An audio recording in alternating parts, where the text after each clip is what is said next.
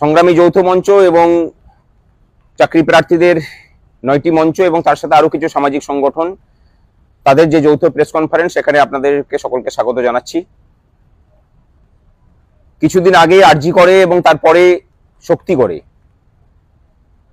যে নারকীয় ধর্ষণ এবং হত্যার ঘটনা ঘটেছে এবং তারপরে ধর্ষকদেরকে আড়াল করার জন্য প্রশাসনের সর্বোচ্চ মহল থেকে যে তৎপরতা দেখা গেছে, তার পরিপ্রেক্ষিতে সারা রাজ্যের মানুষ প্রতিবাদে মুখর হয়েছেন। কিন্তু যত দিন যাচ্ছে আমরা তত বেশি করে দেখতে পাচ্ছি যে রাজ্যের সরকার ধর্ষকদেরকে প্রকাশ্যে নিয়ে এসে বিচারের ব্যবস্থা করার পরিবর্তে কিভাবে তাদেরকে সুরক্ষা দেওয়া যায়, মানুষ যখন কোর্টে যাচ্ছেন সেই কোর্টে গিয়ে তারা সর্বোচ্চ লড়াই দিচ্ছেন যাতে ধর্ষকদেরকে বাঁচানো যায়।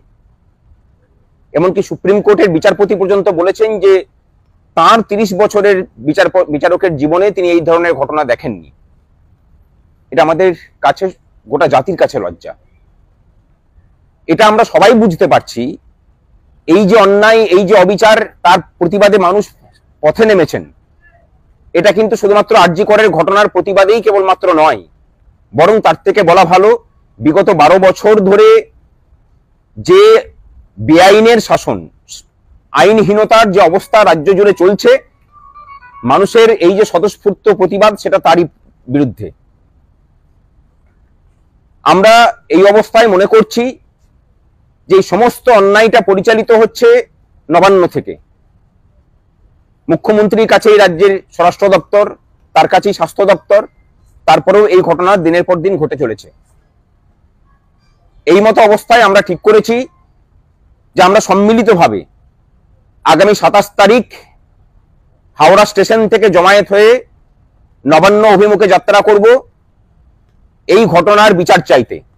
এবং তার সাথে আমরা যারা এই রাজ্যের মানুষ আছেন, যারা এই রাজ্যের শিক্ষিত ছেলে মেয়ে, বলতে গেলে বিগত বহু বছর ধরে রাষ্ট্র দ্বারা তারা ধর্ষিত হচ্ছেন প্রতি মুহূর্তে, তারও সুবিচার চাইতে সেদিন পথে নামা হবে।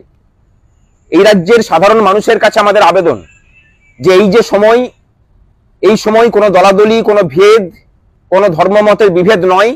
আসুন আগামী 27 তারিখ হাওড়া স্টেশনে জমায়েত হয়ে আমরা পথে নামি বিচার চাইতে, সুবিচারের দাবিতে, ন্যায় বিচারের দাবিতে। আমার বোন ধর্ষিতা হলেন, আর আমারই টাকা খরচা করে সরকার উকিল পুষে ধর্ষকদেরকে আড়াল করার জন্য সুপ্রিম কোর্টে লড়াই করছেন। এই অপমানও যদি সহ্য করতে হয়, আর কতটা অপমানিত হলে, আর কতটা অত্যাচারিত হলে রাজ্যের মানুষ পথে নামবেন।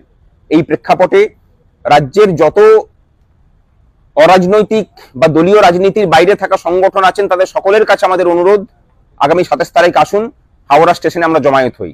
কোনো রাজনৈতিক পতাকা নয়, কেবলমাত্র দাবি উঠুক ন্যায় বিচারের, অন্যায় যাতে দূর হটে এই রাজ্য থেকে, তার দাবিতে আমরা পথে নামি।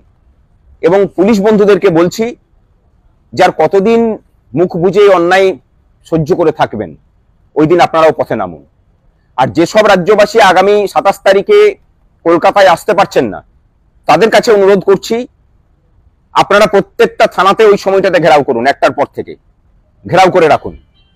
গোটা রাজ্য জুড়ে থানা ঘেরাও হোক, আমরা এদিকে নবান্ন ঘেরাও করে রাখি। দেখি এই অবিচারকে ধর্ষকদের প্রশ্রয়দাতা সরকার তারা কোথায় যান। মানুষের